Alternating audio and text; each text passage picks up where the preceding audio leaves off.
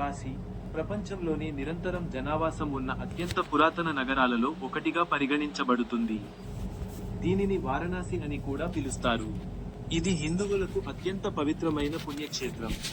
ఈ నగరం గంగానది ఒడ్డున ఉత్తర ప్రదేశ్లో ఉంది. కాశీ అంటే కాంతి నగరం అని అర్థం. కాశీ ప్రాముఖ్యత: 1. శివుని నివాసం. హిందూ నమ్మకాల ప్రకారం కాశీ శివునికి అత్యంత ప్రియమైన నగరం, ఆయన నివాస స్థలం. 2. ముక్తి స్థలం. గంగానదిలో స్నానం ఆచరిస్తే పాపాలు నశించి పునర్జన్మ నుంచి విముక్తి లభిస్తుందని భక్తుల నమ్మకం. ఇంకా 3. సంస్కృతి కేంద్రం. కాశీ చాలా కాలంగా విద్య, సంగీతం మరియు కళలకు కేంద్రంగా ఉంది. ప్రధాన ఘట్టాలు, కీ హైలైట్స్. 1. కాశీ విశ్వనాథ ఆలయం. ఇక్కడి ప్రధాన దైవం శివుడు.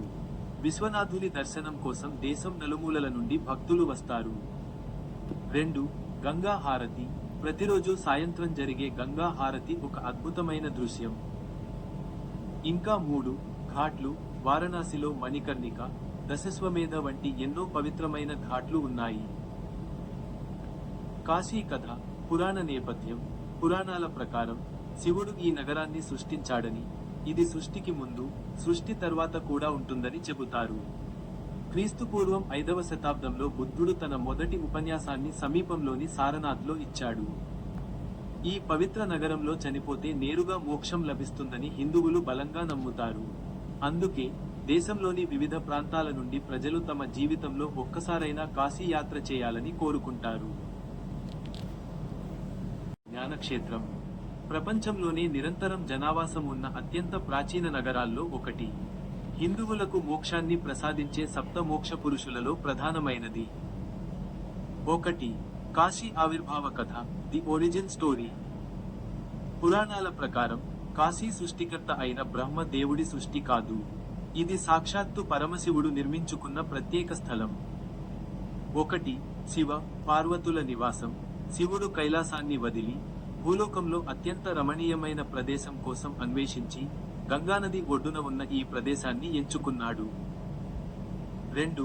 ఆనందకానన్. శివుడు ఇక్కడ నివసించడం వల్ల దీనిని ఆనందకానన్, ఆనందాన్ని ఇచ్చే అడవి అని పిలుస్తారు. ఇంకా 3. విశ్వనాథుడు.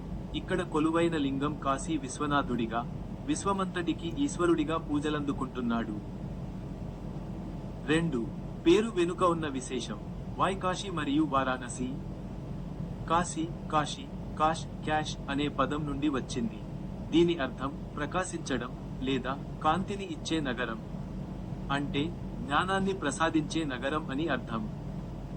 వారణాసి, వారాణసి, వరుణ, అసి అనే 2 నదులు గంగలో కలిసే ప్రదేశం కావడం వల్ల ఈ నగరానికి వారణాసి అని పేరు వచ్చింది. 3. ఆధ్యాత్మిక ప్రాముఖ్యత, మోక్షపురి, స్పిరిచువల్ సిగ్నిఫికెన్స్. 1. శివుని త్రిశూలంపై నగరం. కాశీ నగరం శివుని త్రిశూలంపై నిలబడి ఉందని నమ్మకం.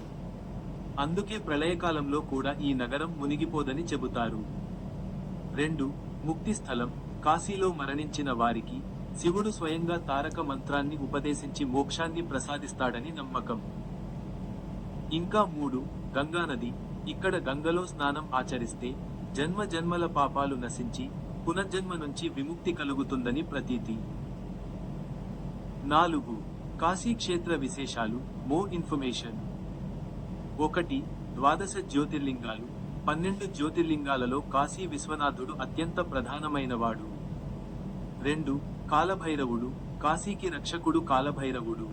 కాశీ యాత్ర చేసిన వారు తప్పనిసరిగా కాలభైరవుని దర్శించుకోవాలి, లేదంటే యాత్ర ఫలితం దక్కదని నమ్మకం.